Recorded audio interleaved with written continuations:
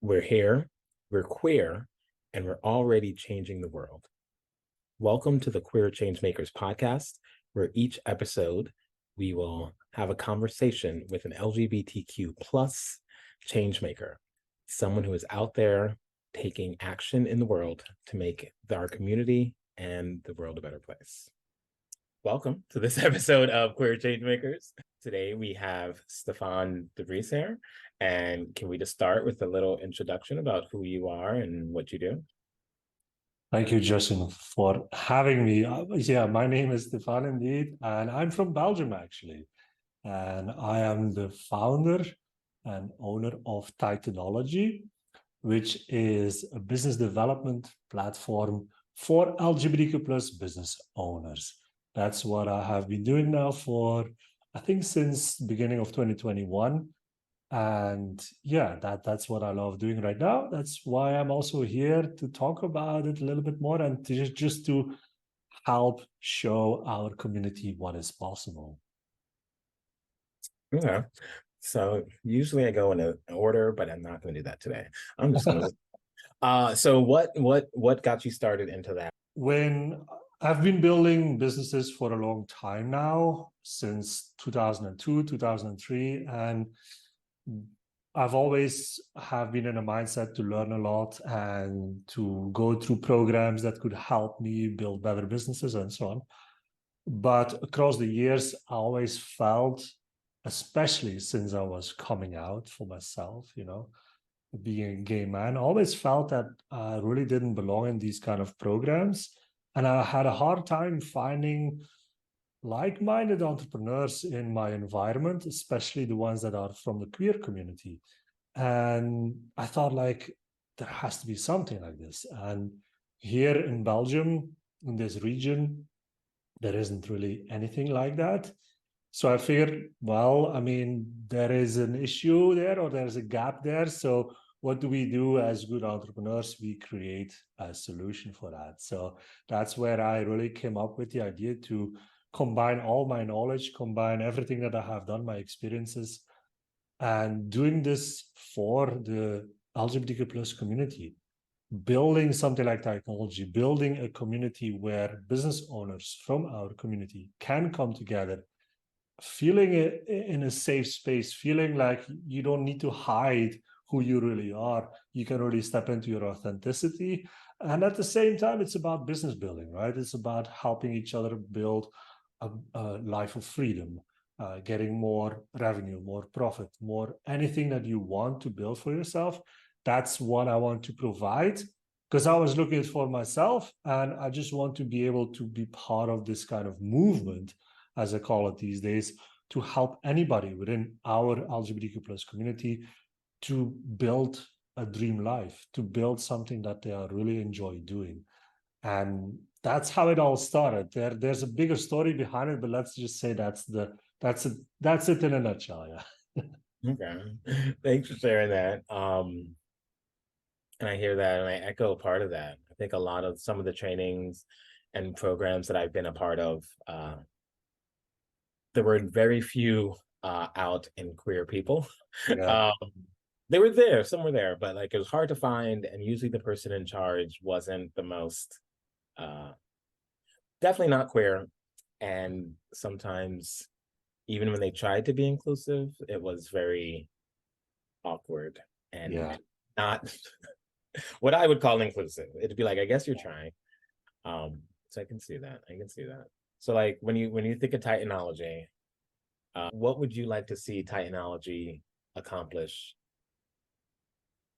in the next Well, 3 yeah, that's a great question, Justin. I think my bigger vision is to become the biggest business development platform for LGBTQ plus worldwide, but also one of the pieces of my B hack, as I call it, my big, hairy, audacious goal.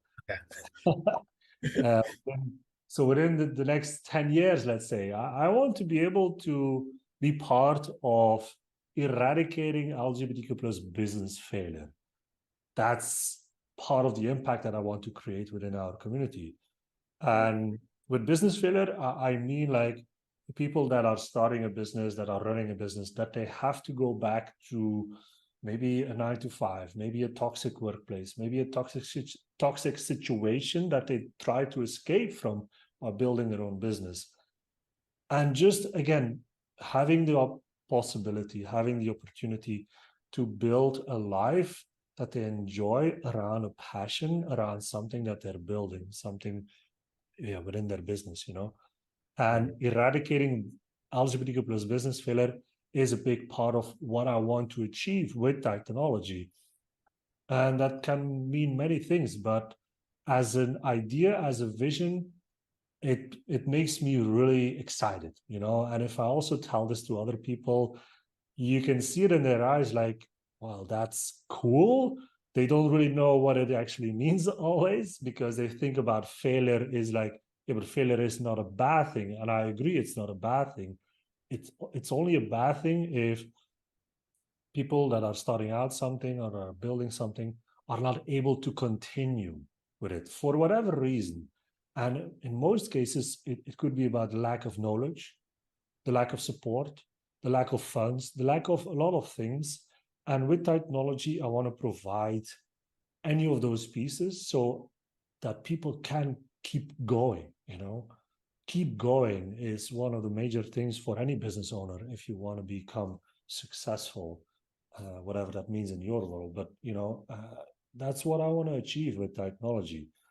So it's not so much about myself. I just want to have a good life and creating an impact, but I want to have that impact for our community because I see it's needed. I see people are trying to build stuff and are not always successful, have to stop actually doing their thing because of these reasons, and I want to be there to overcome those situations. Awesome. I really appreciate that idea around failure. I think I've heard many, many things about it. Some, failure is not a bad thing. And then I think one that stuck with me the most was failure isn't real. Failure is only there if, like you said, if you stop. Yes. If you're going to keep going, then it's not failure. It's just exactly. what we typically call it learning, or at least we used to call it learning, or we could call it their biggest challenge. So like in the work that you've done and the people you've worked with, what do you think is like the biggest challenge when it comes to either building a business or letting failure stop them? Yeah. Honestly, Justin, a lot of times it's mindset. In many cases, I would even almost say in all the cases that I've been part of, people that I'm helping, people that I've helped in the past and will be helping in the future, 100% there is a mindset issue. And if I'm talking about mindset, I'm talking about resilience. I'm talking about perseverance. I'm talking about imposter syndrome. I'm talking about all the things that can stop you from achieving more than you would think is possible. Because if I talk to people that are starting out, many of them have the imposter syndrome and think like, I'm not worthy, I don't deserve this, I cannot do this, But even people that have a successful business, that are trying to scale a business, they have mindset issues around not able to letting go, not able to delegating their work and still being in the trenches too much because they think they have the mindset that nobody else can do it as good as they can. So it's always the first thing that we need to take a look at if we're looking at any type of business owner is how is your mindset? And even for myself, Justin, to be honest, I have to check in with myself very often as well to make sure that my mindset stays solid, because there are ups and downs. There is, I told you before we started recording, it was a roller coaster of a week, ups and downs. And if your mindset is not in the right position, let's say, if you're not able to overcome some of these impactful situations that could bring you down, then you have a tendency to do the things that are not helpful. You bring yourself down, you bring your business down, and you can even start thinking about, maybe I shouldn't do this. Maybe this is not for me. Maybe I should quit. Maybe and if you're not strong and within the mindset, then I see people actually quitting on themselves, quitting on the idea, and just going back to the comfortable life that they are used to. And that's a huge issue. That's a big challenge for many of us. And I think it's partly because we've gone through so many things already in our own story, in our own life, the coming out story and whatnot. And we feel sometimes like we don't want to deal with this extra burden of building a business. So if you're building a business, and with all the people that have helped, it's really mindset. Getting the mindset right is a big challenge for sure. Okay. And like how you said the word quitting there, and earlier was failure, and now it's like maybe failure is just quitting on a level. Yeah, it is. It is. For me, it is. For me, it's really about that. If you quit, that's failure. If you stop, and it's not stopping a specific business that's not working. It really means like giving up to be your own entrepreneur, like your own boss, let's say. Stopping, quitting on building something for yourself. That for me is failure.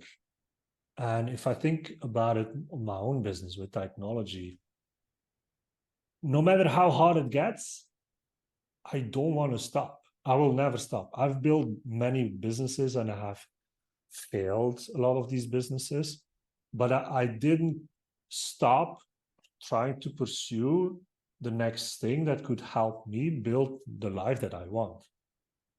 Yeah. And there will be periods of time that maybe you do something you don't like, but even if you do things you don't like right now, as long as you have the mindset, as long as you are thinking about, okay, this is just temporarily, what can I do to get out of this? What can I do to build the next thing that will help me build my own life? As long as you have that fire in yourself, then it's not a failure. It's just the next step that you need to take to get there. But don't just quit on yourself. Don't quit on building something impactful, I would say. That's right. I like the idea of going to the next thing to build the life you want. Um, Yeah. so I guess a question in that direction for you is, how would you say the difference between uh quitting versus pivoting, or how would someone who might be doing something and maybe they aren't getting the results they want, Mm-hmm. and there's that question of maybe I should quit, go back to the other thing, or possibly stop doing what I'm doing now and choose something else. How might someone make that decision or know what's pivoting versus quitting? That's a good question, Justin. I think that's not an easy decision to make, right? Because you don't know, you cannot see the future. So whatever decision you make, it's always based on a feeling that you have, like this is the better decision or the better situation. With all this decision that I have made in terms of businesses that I have started and pivoted and so on, for me, the most important piece is how will your future self see or react on what you're doing, right? It's something that I learned along the way, because if you have a future vision, you should be able to see yourself in a specific situation and in a specific way of being. And if you ask yourself the question, like, if my future self would see me right now with what I'm doing and the decision that I'm making, would my future self, where I want to get to, would that future self be happy about this? Would they be able to see that this is going in the right direction? Yes or no, right? as long as you take the decisions that are getting you closer to your future vision, then that's the right way to go, no matter what that means. It can mean that you have to pivot into freelancing. It can mean that you have to pivot, maybe going back to 9 to 5 temporarily, because you see that if you do that, it will take you closer to your future vision, to your future self. Because if, again, simply put, if your current business is not working, you're not generating any revenue, you can only go so long, right? If nothing happens, you cannot just end up in the street. That's not going to bring you forward. So at that time, making the decision to do something that could bring in some more funds, I would say, to get you there is the right decision. If it's a different business, maybe it's a different offer, a different vertical, a different niche. It all depends on where you're at right now. But if you keep in mind that whatever you do and you feel within your full body that it brings you closer to where you want to get to, then it's not a bad decision, no matter what. It's never a bad decision as long as you keep going towards your future goal. Mm-hmm. And it can be really simple. It can be really, look, I have a specific vision where I want to be in 2 years from now. I created that vision maybe 2 years ago. So that was my vision. And I want to be, for instance, I want to be on a stage in front of thousands of LGBTQ plus business owners. I want to be there and inspire them. That is one of my future visions. And along the way, I see little pieces of decisions that I have made and things that have happened to me. I can see and I can relate that, yes, even if it's just a small step, this will bring me closer to that vision. And then I know no matter what, I'm getting closer. I'm getting closer. And as long as I keep that mindset, I don't mind to go through a lot of shit. I don't mind to grind, and I don't mind to do sometimes things that I don't like to do, because I know it will get me to that future vision. And again, as long as I keep going forward and as long as I don't quit and I don't give up, I'm happy. I'm going forward. And that's the key, I think. Yeah. I appreciate that. And when I hear different people share their stories and their journeys, um, sometimes like mentally, I get the idea of not quitting and going forward and being resilient and perseverance. And in that, sometimes what helps me is sort of like a story or like an example.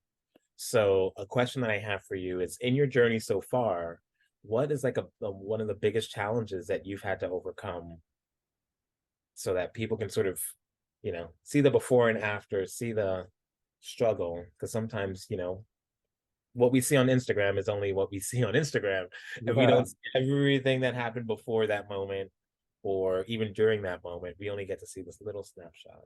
So would you be able to share a story of a challenge you've overcome or experienced? Yeah, 100%. 100%. When I started out with Titanology, um,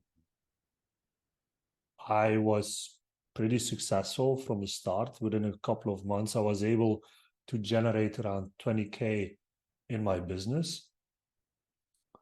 But it wasn't a way that it would be sustainable, meaning I did things. It was a lot of social selling, a lot of outreach, a lot of DMing people and so on, which worked at that time. And the moment that I felt like, okay, this is working, I stopped doing it. I stopped doing it because I didn't really enjoy just doing all the things day in, day out. And I was trying to see like, okay, I need to delegate as soon as possible. But that meant that the whole reason why I was so successful was because I was doing it. And the moment I stopped doing that, the business actually fell flat. So even after a couple of months of being successful with what I was doing, there was no income anymore. And at that time, as with many people, we tried to change a lot of things. we try to change everything. We say like, oh my God, this is not working. We have to change this and that, and new offer, and new blah blah blah blah, and you go on and on and on and on until you got something completely different than where you were starting, and then you wonder why it's not working anymore. So it's something that we have to be really careful about. It's not because, first of all, it's not because it's working from the beginning that you should just be comfortable at that point. Once it goes well, you should actually keep doing the same thing until you have a situation where even if there's nothing coming in, you're still comfortable enough. That's about revenue and so on, and about a runway. But also, another thing is, don't change everything at the same time, because suddenly you have no sales for 2 weeks or 3 weeks. That's the key. I mean, if you are able to hold out and to just keep doing the things that were working, even if you have an idea that they are not working anymore because you don't get any sales, for example, you have to keep going. You have to keep doing the same things, because eventually everything will even out. Like it will work. It will keep working. If it works in the beginning, it will keep working as long as you do the same things. But if you start changing everything, then you don't know. You just don't know what is working, what is not working. And I made that mistake a couple of times, I would say. And every time, then, okay, I had to go back, for instance, to freelancing, because no sales, I changed everything, and then no revenue. So you have to do something to keep the lights on. So back to freelancing, which I was already accustomed to for over a decade. So I knew how to do that. But it wasn't really what I enjoyed. But at that time, for me, in my mind, what I thought about that is, this is just a way to fund my business. This is me investing within my own business. Instead of going to an investor to help them, to get money from them, I just did it myself through freelancing. Yeah. So, it's that kind of evolution within the full story, within your full business, that is interesting to see how people do this, and how I have been able to overcome that. So after that, I funded my business, and that I started to do it all by myself again, and just being focused on the business, then I didn't make the same mistake anymore. I kept doing the same things that were working, and I was able to build on top of that. It's really just to compound the good things and keep compounding, and having the patience to wait months, years, doing the same boring thing day in, day out, to keep compounding until you reach the point that you have compounded it so much that you can actually step by step can reinvest, I would say, into branching out, to maybe trying something new, trying some other things that could make the business even grow faster or grow bigger, without stopping the things that are working from the first place. Because if you stop doing the things that are working in the first place, then you are back at square one, and then you're basically starting a new business almost, if you just stop doing what you just did that was working. And it's the shiny object syndrome, honestly, and I think a lot of people have it, and it's a trap. It's 100% a trap. I fell into the trap many times, and you would think after a couple of times that you would be smarter. Yeah. But I mean, with everything that is going online, and all the opportunities that you see, it's very easy to get excited, especially if you're an entrepreneur. That's how our brain works. We see an opportunity, we want to tap into it, and off we go, instead of just doing the same stupid things again and again, the stupid things that work, actually. Yeah, and yeah, I think the shiny objects keep getting shinier. So Yeah, 100%. If you keep doing the boring stuff for months and years, Mhm. Everything looks better than just keep doing the boring stuff. Yeah. Everything. But having the discipline to stay with the boring stuff until it's big enough, that's that is the key for many of the successful overnight people. You hear the same story. You hear how they have struggled. You hear how they have gone through a lot of situations that are similar, but nobody talks about that. And they see the overnight success and, oh, yeah, they are successful. I should do that thing right now because they are successful. Yeah. Well, yeah, It's the overnight success after 10 years of work uh behind the yeah, scenes. yeah, Um, all right, thank you for sharing that. And when I earlier you mentioned mindset is a thing that stops people or a big challenge that they run into. yeah, And you said when the business wasn't working, you went back to freelancing, but you yeah, saw freelancing as funding. yeah, I appreciate that reframe, that yeah, I can still do something different, which some people might say is a failure or a step back, but you're like, no, this is just getting funding into my business, which is yeah, important. And I appreciate that example of using mindset yeah. to stay aligned with your vision and the future that you want. Yeah, because Um, it was a temporary thing.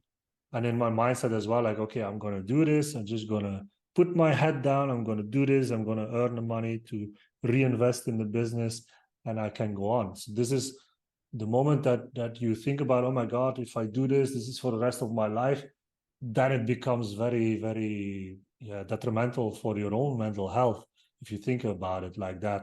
But if you think as a period in time, I mean, for me, it was about 6 months. 6 months in a whole lifespan is nothing. Eh? This is nothing. I mean, how fast does time goes? We're almost at the end of 2023. So 6 months in the whole scheme of things is just a drop on a in a river or whatever you how you call it. I don't know, but yeah. it's nothing, right? Huh.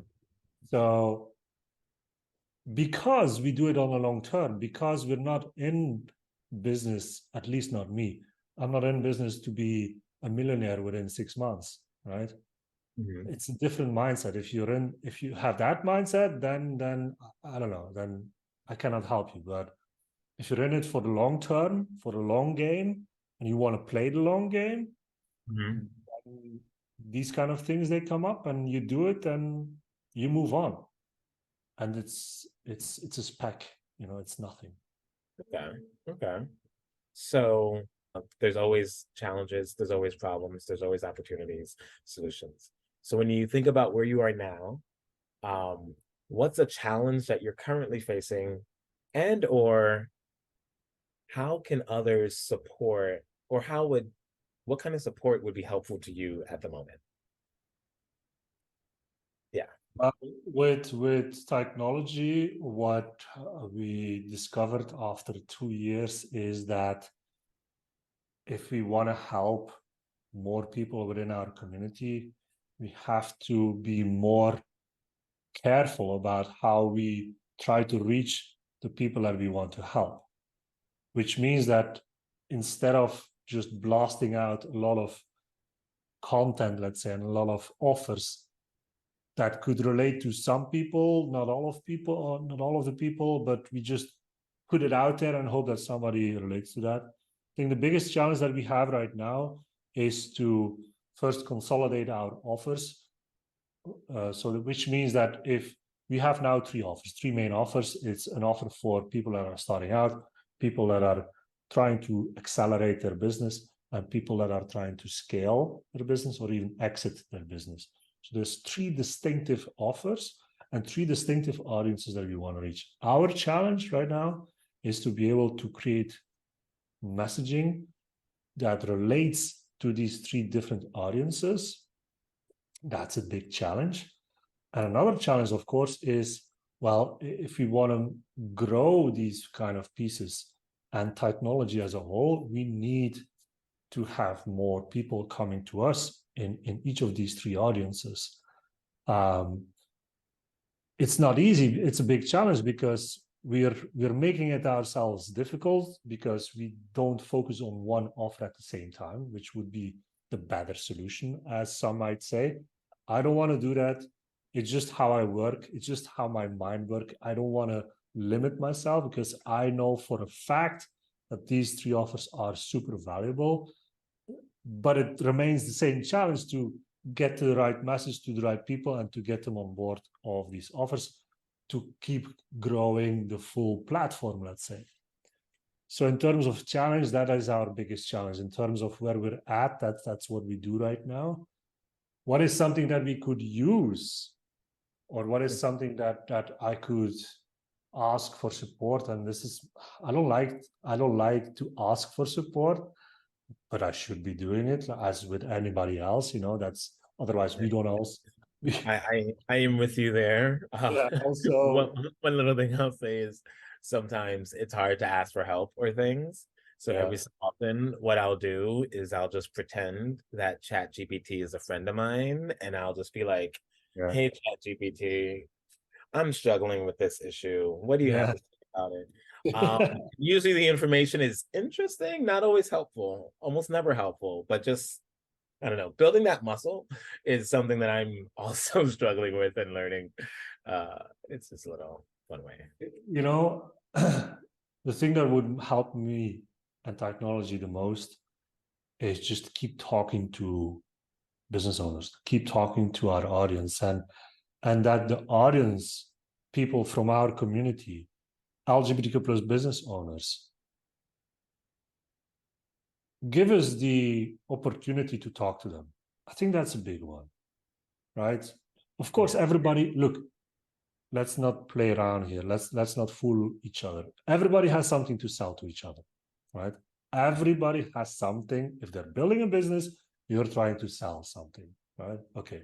So I'm not saying I'm not trying to sell something if I'm talking to somebody, but by talking to people, by talking to your potential customers, to your audience, the thing is that you try to understand where they're at, where they want to get to, what do they need, right? So if we as technology have a solution around that, then we should be able to help them with that, right? Yeah. So for me, every day I'm trying to talk to business owners every single day. And if people feel like we are trying to sell them something, they're not wrong, but at the same time, let's just have a conversation. I mean, that's why networking is still a big thing. You go to a networking event to meet people because you want to sell to each other.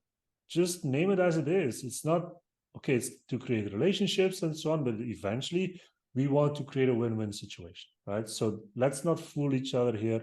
We all want to grow a better business. So let's just be open enough to have that conversation.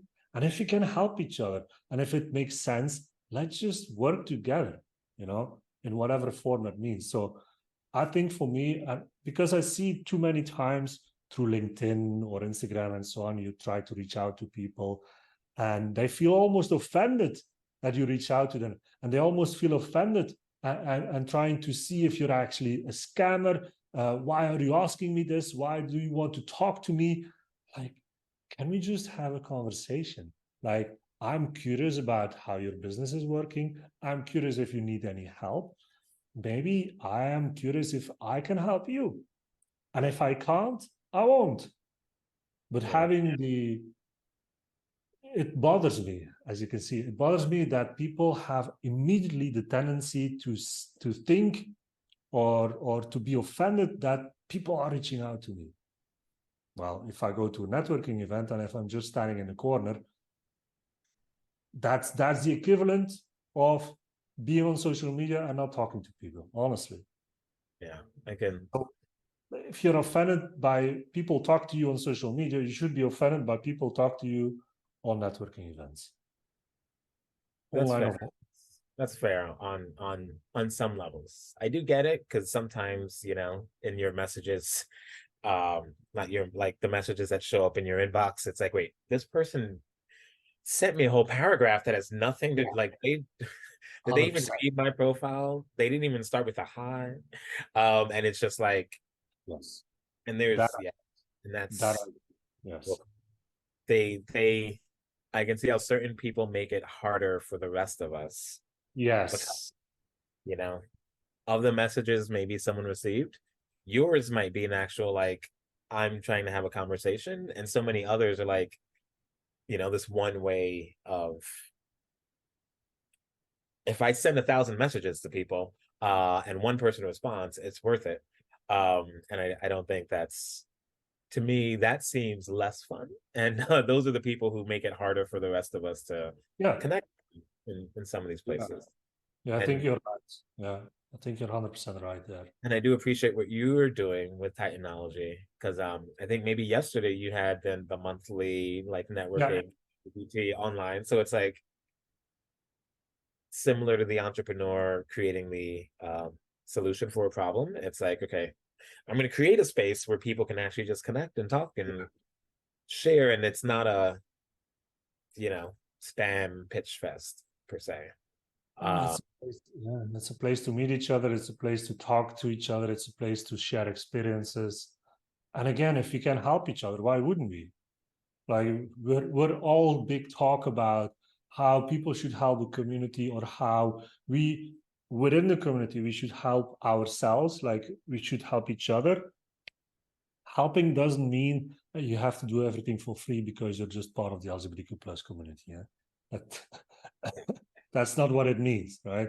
We want to help each other to become better businesses, to create bigger impact. So, but it starts with understanding if who we are, who is doing what, and what do they need, and not yeah. being offended by that. I'm not offended by if anybody sends me a message or anything that could potentially help me.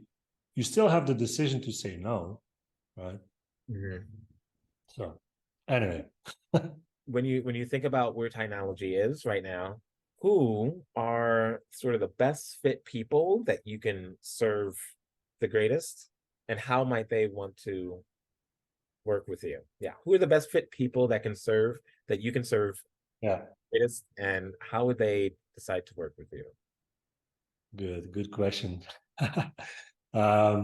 It relates back to the three audiences that I mentioned before. Is if people are freelancers, solopreneurs, and they're trying to build a business and they feel lonely, they feel stuck, they feel like many out there that maybe they are trying to look for answers, but the answers that they're getting are not really on point, or are coming from people that they can't relate to.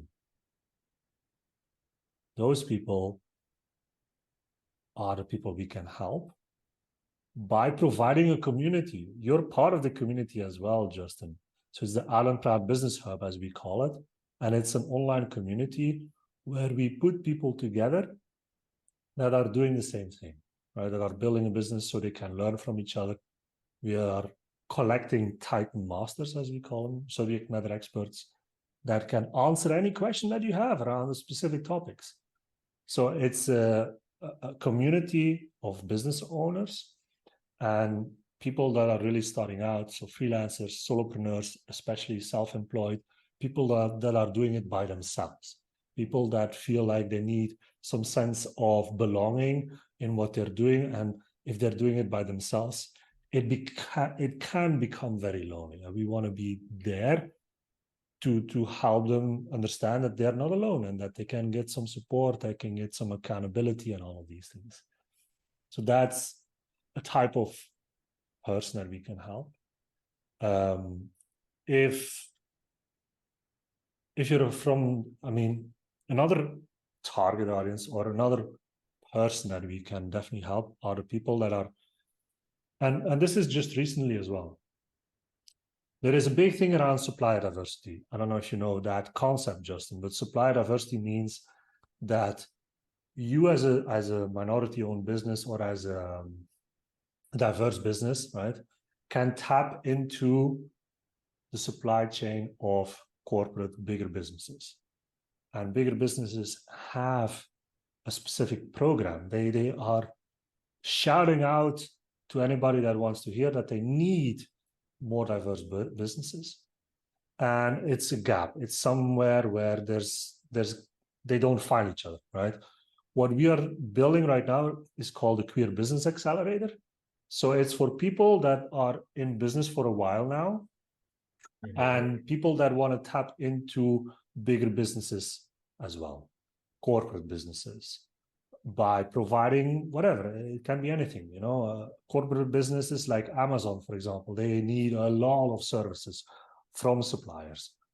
So we want to build that kind of bridge between those two by educating LGBTQ plus business owners how to grow their business to a point that they can be considered, first of all, as a diverse supplier, and secondly, that they know how to tap into those kind of opportunities, what they need to do. And we are also in touch with the corporate businesses, so it's easy for us to see what does corporate need.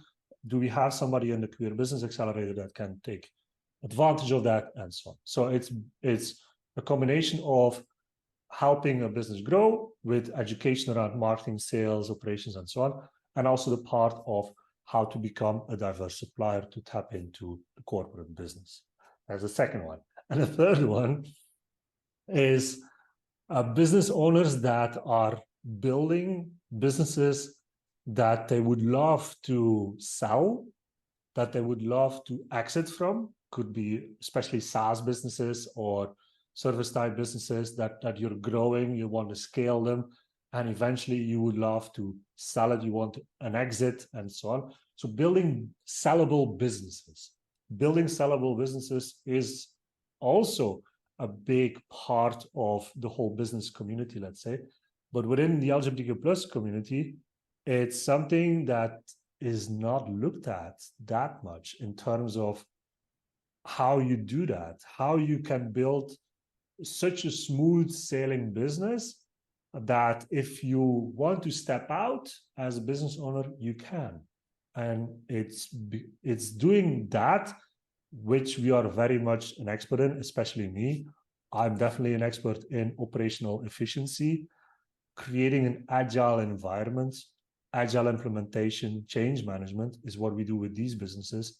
So they become so efficient and self-reliant and not relying on the business owner himself or herself or themselves, So not relying on the business owner themselves to run the business, right? So that if they want to sell the business, it's pretty easy to do that because they're not the face anymore. They're not needed in a business per se, right? So those are the three main target audiences that we have. So you can see three very distinctive offers, distinctive like situations within each journey, I would say. But as a whole, right, because everything fits into Titanology, the core concept stays the same. Like we're helping with business development for LGBTQ plus business owners, and we help to eradicate LGBTQ plus business failure, even the ones that are scaling, the ones, on every level. So it all comes together. I hope that makes sense. It does. Especially that recap at the end. Helping all LGBTQ business owners. Yeah, that's the essence. That's the essence. But like I said before, like the challenge is that if you just talk about that, Justin, and this is a tip for everybody, if you just talk about the greater vision of your company and you have several offers, it becomes very hard to help people understand how it actually can help them. Because everybody can use help with business development, right? But in a specific situation, a specific story, it might not relate to you at all because you just want, I don't know, you want to become a diverse supplier, you want to exit your business, and it's all business development. But because you are very specific in how you talk about it, it becomes much easier for people to understand, oh yeah, this is actually what I need. But we have been talking about this the whole time, but the people didn't understand what it actually meant. Yeah. So if you have several offers, I can just tell you, create messaging very, very specific around these offers to make it very clear what it is. That makes a lot of sense, and I completely agree, because yeah, I'll go back to Chat GPT. I know some people who swear by it. And I've done some playing around with it, and sometimes I've been able to get it to say something that I like, but a Yeah. lot of times it gives me the correct answer, or an answer that sounds correct, or it sounds true, but I just don't care. I think sometimes that's what's happening, because like when I look online, there's a lot of people saying almost the same thing. Yeah. So it all just like sounds like words, but it doesn't like connect. It doesn't resonate. It doesn't have. Exactly. I believe they're not lying to me. I just don't care. And I do think that sounds good. Yeah, and I think that's a big Your factor. message, Yeah, the that's a big your factor. messaging is like that's what it might be missing, right? Like business development to make you better. Cool. Yeah. Cool. Yeah. LGBTQ Cool. community with belonging, very different, Cool. like two separate things. Yeah. Those I might follow up with, you know. And I guess I had a question for you, if you want to go there, if you want to go there. Sure. So you mentioned, I love how you always keep talking about the vision. And then you mentioned the vision for your life and like also for the business, right? And like, so like you mentioned earlier, you would love to be on stage, Yeah. talking to queer business owners. Like, what else is in that vision that you have for, I would say, yes, for Titanology in your business, but also for you, like as a person, because Yeah. we're so I love that question because the thing is, if you're thinking about your future vision, Mhm. even for your company, actually, you should start with yourself. You should definitely start with, where do you want to be? Where do you want to be within 5 to 10 years? Right. And I did that exercise for myself. I've written it out. I recorded myself saying the vision. Yeah. And I listened to it often. So I can hear myself talking about the clear vision that I have, where I am at a specific date in the future, how it looks like, what I'm doing. It's so clear. It sticks in my mind time and time again. But you start there. Why do you have to start there? Because honestly, whatever you're building, whatever business you're building, it's a means to an end. Your business is actually just a means to an end. It means that it's just a tool that you can use to get to your vision. It's a tool. It's not the end goal. The end goal is your own personal vision. So you start with your personal vision, as I did, and then you look at what you're doing right now. You're building your business. It can be a passion-driven business. It's okay. Within that business, you also have your goals, your future vision goals, like we do, right? Biggest business development platform and eradicating LGBTQ plus business failure. But by doing that, I am actually getting closer to my own personal goal. Mhm. And if I'm not doing technology, honestly, okay, I will do something else that at the same time will help me get to my personal vision. That's how I see it. That's how you make the distinction between those two, because otherwise, if you're too much connecting the vision of your business with your own vision, then it becomes intertwined, and then it becomes very difficult when your business is not going well, or you need to pivot, as you said before, you need to do something else, and suddenly your whole future vision falls into pieces. Your full version, your full vision, your personal one, falls into pieces, and then you're left with nothing, basically. And then it becomes even harder to even think about, okay, the next thing that I'm going to do will get me closer again. No, it won't, because you don't separate those two, right? So if I can tell you, do that exercise. Personal vision, business vision has to be separate. The business vision will help you get to your personal vision, right? And your personal vision can change, but okay, it's okay. Every time, every 5 years, you can change your vision where you want to be. But that is your end goal. And even end goal might seem a little bit big, but your business vision cannot be the same. No, no, no, don't do that. I love that so much because my brain is weird and it goes in lots of places. And when you said, connecting the business vision to your vision of life and, making sure you keep that separate, I see that for business, but I also see that in other areas. Yeah. Like I grew up in a religious Christian environment, and Mhm. there's this vision of my religious community and my vision of life. And sometimes you intertwine them so much that when there's a break, there's like, wait a minute, who am I now? What is this? What is next for me?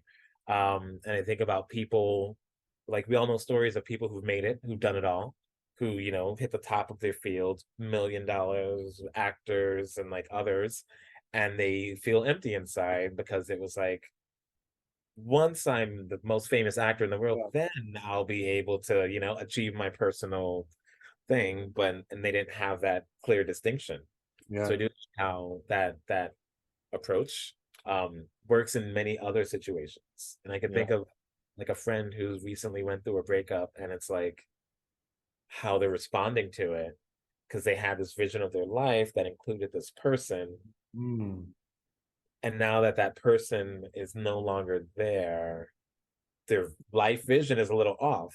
Instead Yeah. of, even in a relationship, that your growth is your growth, Yeah. uh, and that can show itself there. So that's where my mind went, because that's what my mind does. um You're yeah. right. And even in a relationship, um, your partner is there to support you in any way that they can to reach your goals, and vice versa. You're also there to help them reach their goals. Maybe you have mutual goals within your relationship, but I love it how you say it as well. You have to have your own personal goals as well. And I don't like the word end goal, which would mean that if you reach it, it ends. Like, honestly, if you do it well, it should never end, right? You should have always then the next goal, because the goal is not the point. It's a journey. And it sounds cliche, but that's how it just is. That's how it is. That's how we keep growing as a person. That's how we keep going. That's how we never quit. Yeah, it's sometimes it's hard to learn because most of the time people don't talk about the journey, Mhm. because the journey is weird, and sometimes you go backwards, and Yeah, sometimes you wake up late, and sometimes you're yeah. super tired and sweaty and and gross, and you take a picture and you're like, ooh, delete, delete, I will never post this, you'll never see me in this situation. But sometimes that's where life is. And um that's okay. yeah, yeah. Mhm. And yeah, so many things are coming to mind. And even when you were talking about the relationship, and like, this person, you help your partner with their goals and they help you with your goals, Yeah. and like, and you might have shared goals. And even as I think about that, it's like, that makes sense, because if being with your partner is taking away from your goals, or you being with your partner is taking away from their goals, it's like, well, what are the goals? Well, what is this relationship doing? Yeah. And historically, there's a lot of people who are stuck in bad marriages and just bad families, and it's like, how are the two of you together? You hate each other. Like, there's no love there. Like, what is, you're just making it a bad situation for everyone around you. And I Mhm. think having that clear vision of what you want for your life and being able to focus on it, and I love that exercise you gave, um seems like a good way to stay grounded and focused. Yeah.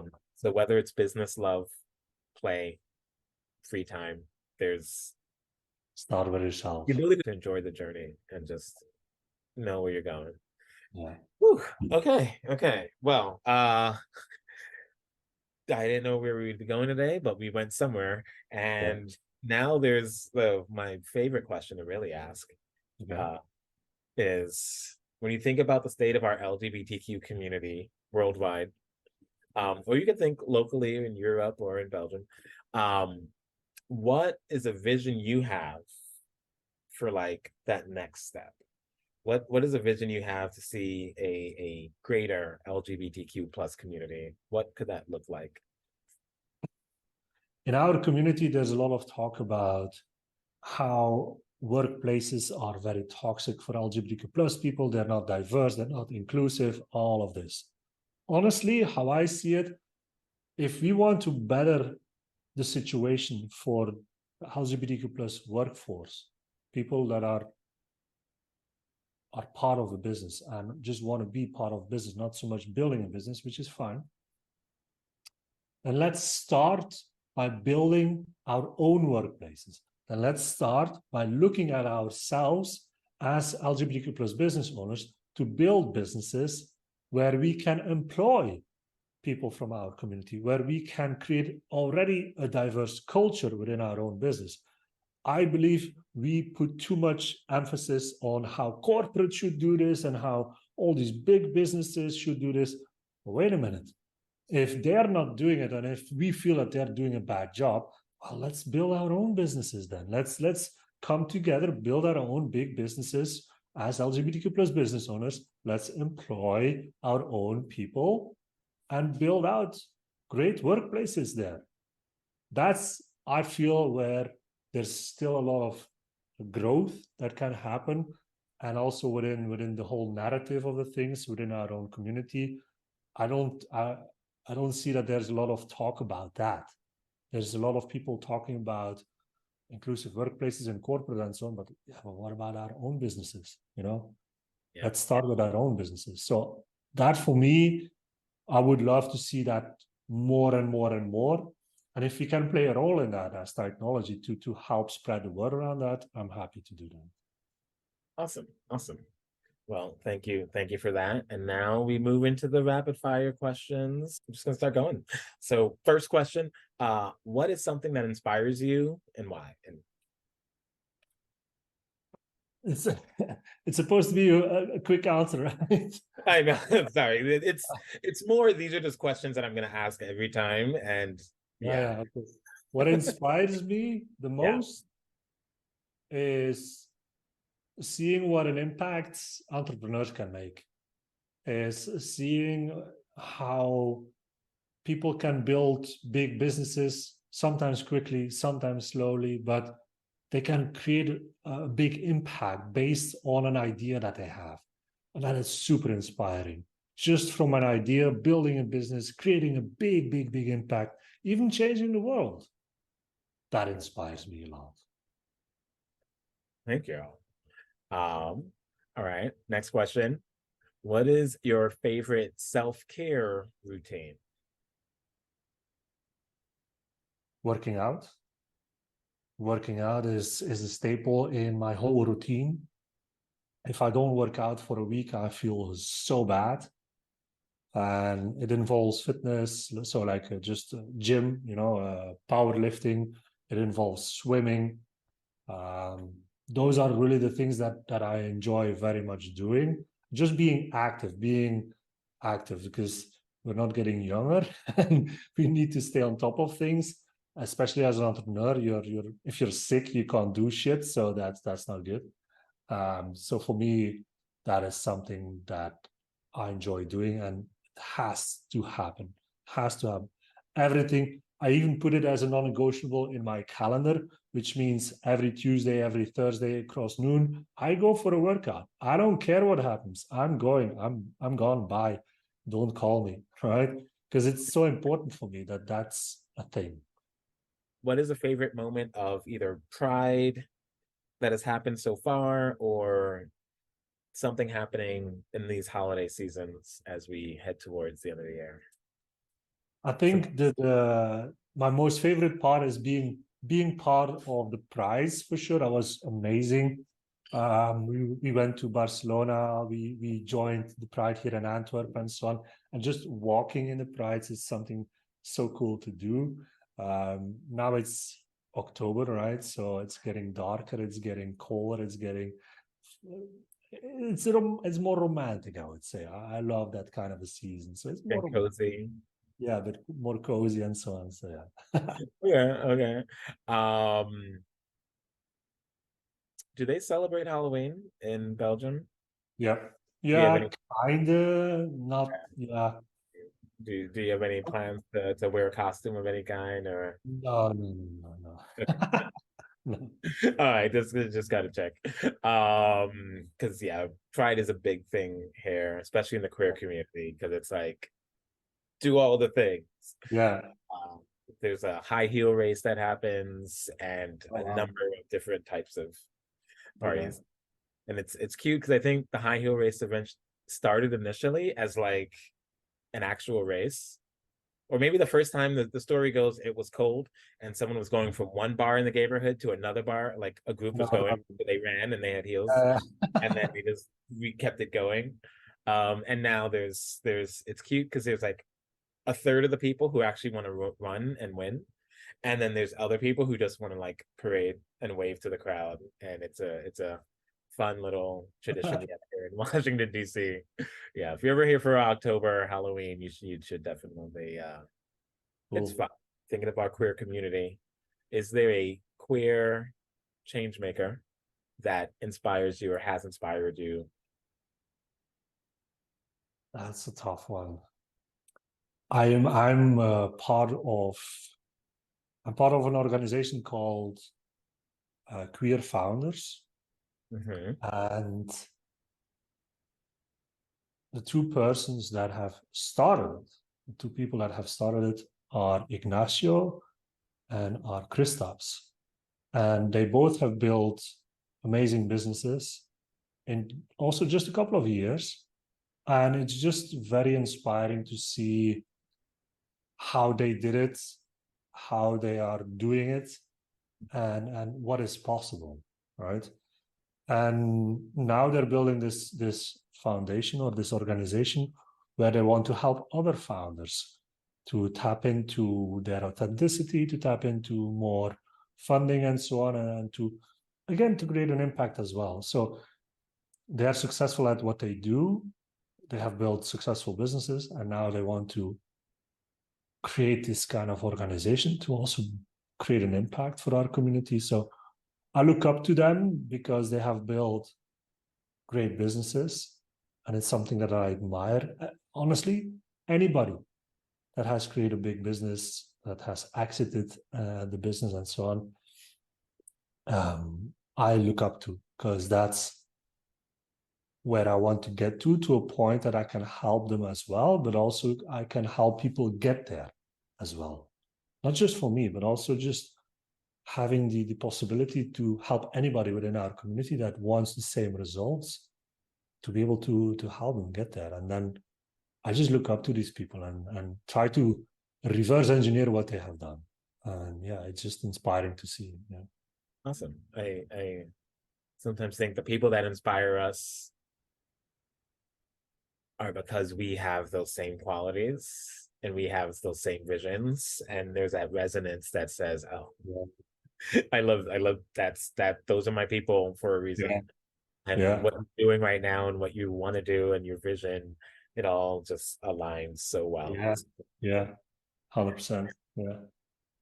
All right. So my second and last question is, do you have one piece of advice or guiding word of wisdom for other people who are out there, who may see issues in our community, who may see problems, and like a guiding wisdom to help inspire them to, maybe take action and Yeah. be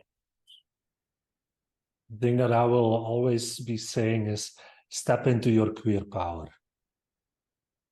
We are more powerful than we think because we are part of the LGBTQ plus community, because we have a different mindset.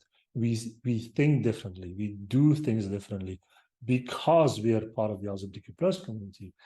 And that makes us more powerful than anybody else, no matter what they say. So I say, step into that power, step into that authenticity. This is your uniqueness, right? Use it to your best ability to create an impact, right? And if you're looking at business building as an entrepreneur, what do we always say? If you want to build a good business, you have to be unique, right? The most unique part of the business when you start is you. Yeah. So if you're even doubting to be out and proud, as we call it, to be out in business and so on, honestly, step into that queer power, because the way that you do things, if you do things differently than all the other businesses, that makes you unique, that makes you better than other people. So step into that queer power. Well, thank you so much for sharing that and sharing these ideas and sharing parts of your story and your vision. Absolutely. For the listeners, how can they best get in contact with you? Go to titanology.world. That's our website. And then you will find everything that you need to know about us, about me, about programs. And that's the best place to be. We're everywhere. We're on LinkedIn, TikTok, Instagram, Facebook. You can find us anywhere. Let's start with the website. All right. Well, it's been a good conversation. Yeah. There's so many words of wisdom that you dropped and ideas and examples. Thank you so much, Stefan, for being here and doing this with me. I've enjoyed this conversation, and I hope our listeners are able to also be inspired by what you're doing to make changes in our communities. And I look forward to what year is it? 2025, when I am in the audience watching you on the stage with 1,000 queer people around me, hearing you inspire us with your words, actions, and experiences. So I'll it's hard to say, but I'll be there. I'll be there. That's good. Or you have to do it where I live, and then that way it'll be Yeah, easier. I'll bring you over. It's okay. All right. So thanks again for this, Thank you. and till next time. Thank you for listening to this episode of the Queer Changemakers podcast. I'm your host, Justin Mezitin, and I hope that you're able to learn from what you just heard and think of ways that you yourself can also make change in your community for the better. Take care, and I'll see you next time. Goodbye.